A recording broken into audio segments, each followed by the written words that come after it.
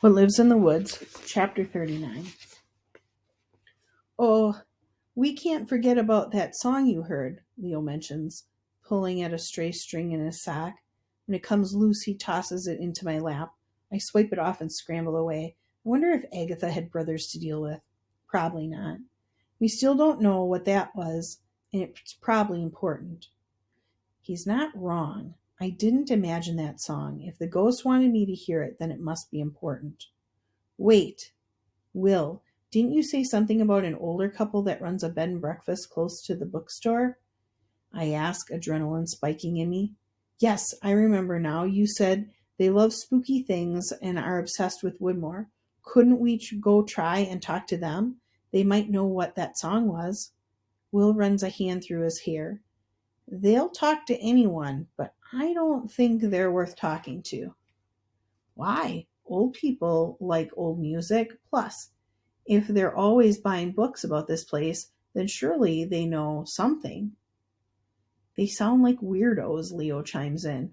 They are weirdos. Will stands up and walks to the window. They're nice and all, but last summer the husband told everyone in town he was abducted by aliens who made him eat cheeseburgers for 2 days.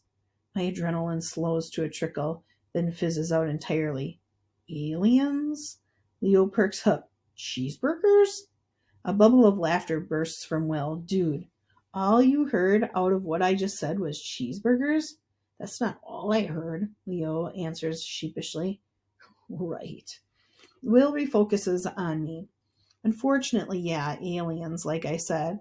They're really nice, but I'm sure they'd tell you anything you want to hear. That's the problem. Ugh, unreliable. That's what Agatha would call a witness like them. It's great to interview people who actually saw something that might help you, but it sounds like this couple isn't very trustworthy. They could give us bad information, and that would be worse than no information at all. Well, that's it then. Leo jumps up and begins stretching out his legs. Looks like it's seance time.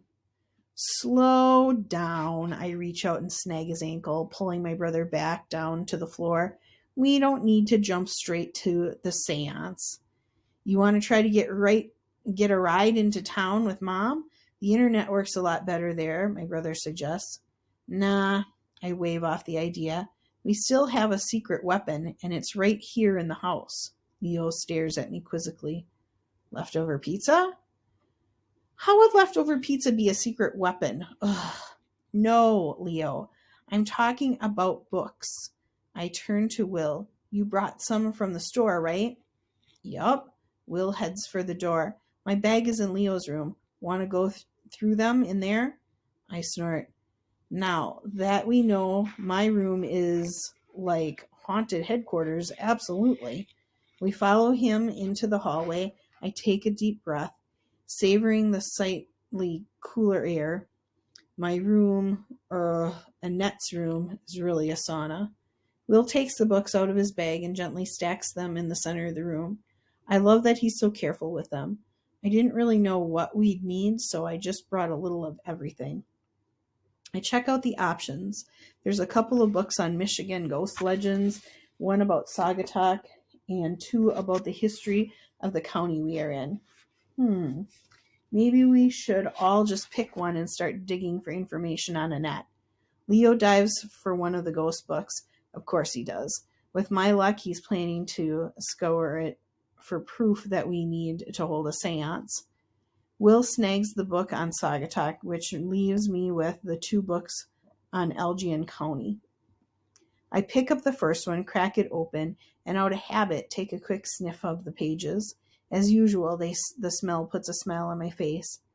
It's woodsy and a little bit sweet. I wish everything smelled like books. Did you just smell that book? Leo asks, wrinkling his nose. Maybe, I fire back. Books are one of the best smells in the world. Nerd, he responds, climbing up onto his bed. I stick my tongue out at him, then prop myself up against the wall. Will has settled into a corner and is already focused on his book. He turns a page, then turns back again to reread something. I can't help but smile at how serious he is. Will is great. He's probably the only thing about this place I'll miss when we finally make it back home. Skimming the pages of my book, I stop every time I see a Woodmore mention. There are several pictures of the mansion, including a few that we saw upstairs in the ballroom. There's also another one of Annette posing with a shovel. She's grinning and holding it to the ground. There's a handwritten inscription at the bottom of the photo that reads, "Breaking ground on Woodmore Manor." Running a finger over the glossy photo, I imagine her excitement. I continue flipping the pages and scanning paragraphs until my eyelids get heavy. Just when I think I'm going to have to take a break, my eyes snag on a cluster of words. Fell into ruins after tragedy struck. Tragedy? My heart skips a beat, then another. Jumping forward a few lines, I start reading again, groaning when I realize it's all about the mansion falling apart and not about the tragedy. Will's head snaps up. What's wrong? This chapter mentions a tragedy, but it doesn't say what it was. He sits up straighter. A tragedy at Woodmore? I nod, swallowing hard. I think so. It says that the mansion fell into ruins after tragedy struck. Peeking at Leo, I startle to see that his eyes are already fixed on me. They're worried, and his skin, usually bronzed from too many hours on the basketball court, is growing paler by the second. I inhale sharply, unnerved. Unlike Will, Leo isn't a serious person. He likes to joke around, and it takes a lot to upset him. Either he ate a whole bag of spicy Cheetos and then drank 2 Cokes again, or he just read something scary in that ghost book. What is it? I ask. Did your book say something about a tragedy too? Yes, and it has to do with Annette. Will and I clamber up onto the bed. I kick the blankets away from my sticky body so I can spread out. Leo flips his book around so we can see the pages.